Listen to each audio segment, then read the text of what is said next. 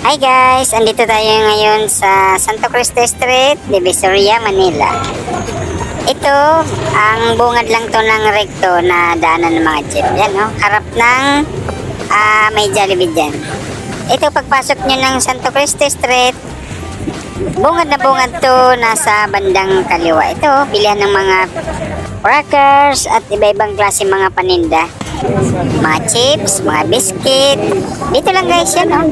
Mas mura kasi dito ang mga presyohan nila kasi bodega price sila. Itong mga paninda dito. Yan guys, oh.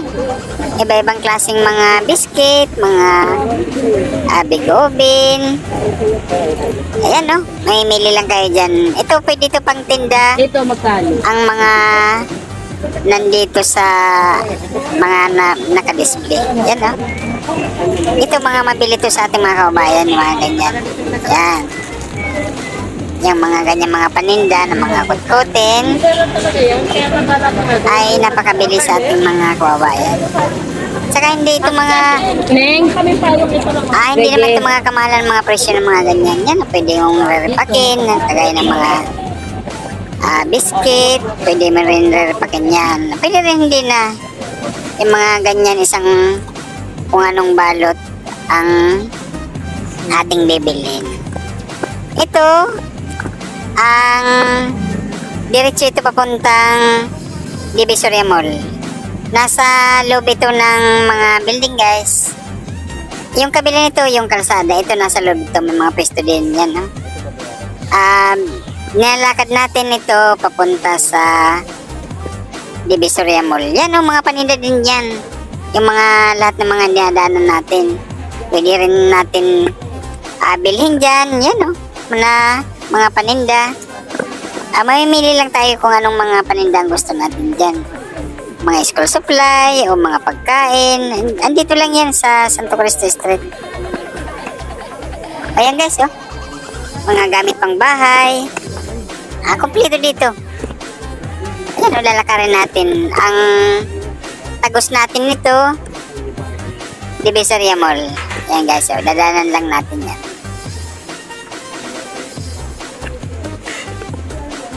Yan, oh, maraming mga pisto dyan. Sa kaliwa, mga pisto din yan. Nasa mga building yan, silong ng mga building ng mga pisto. Itong mga nasa bandang kanan, ito yung mga maliliit na pwesto. Yan, no? Magkakadikit-dikit lang. Puro din yan mga paninda. Kadalasan dyan, karamihan dyan namimili yung mga nagtitinda na galing sa iba't ibang lugar. Yan. Mga nire-repack lang din nila dyan. At saka pwede rin mga pantinda. Yan, no? Bibilhin lang natin dyan. At saka ititinda rin natin. Yan, o, diretso ito hanggang Divisoria Mall. Ito, bandang loob to ng mga building. Ang bandang kanan, kalsada na yan, iikutin natin din yun. Kaya didiretso muna natin. Didiretso muna tayo papuntang kanto ng may Divisoria Mall. Yan, o. Ano, napakaraming mga paninda na pwede natin yan mabili at saka matitinda natin yan. Ito, yan o. Ito, may mga pisto din dito ng mga kutkutin, mga gamis. Yan o. Iba-ibang klaseng mga pagkain na mga paninda na pwede rin natin matinda at saka pagkakitaan. Kung tayo pupunta ng Divisoria, Santo Cristo Street guys, ikutin muna natin ang dito sa paligid ng Santo Cristo para makita natin kung ano mga paninda ang ating bibilhin. Yan, pwede ikot-ikot muna. Yan, Divisoria Mall yan. Yung nakikita natin dyan na kulay green. Ayan, mga pwesto din yan. Iba-ibang mga paninda. O yan, o. At saka yung dinaanan natin guys, babalikan lang natin yan. Doon naman tayo dadaan sa kalsada. Yan, ito ang dinaanan din natin, nasa bandang kanan sa loob lang yun. Ito ang labas nito ng Santo Cristo Street. Yan, kalsada, puro mga pisto dyan. Mga crackers, mga tinapay. Diyan kami namimili ng mga pantinda din dito sa Santo Cristo Street. Dito ang mas mura ng mga paninda. At marami tayong bibili dito na iba't ibang klase mga paninda. Yan o, ikot-ikutin lang natin para makapamili tayo ng mga pagkakakitaan ng mga paninda. Yan o. Marami mga pisto dyan na iba-ibang mga paninda. Ang tagos nito, itong nilalakad natin, diretso na ito ng papuntang rekto, yung mga sakay ng mga jeep. Itong nilalakaran natin, yan o. Yan, diretso na yun papuntang labas ng rekto.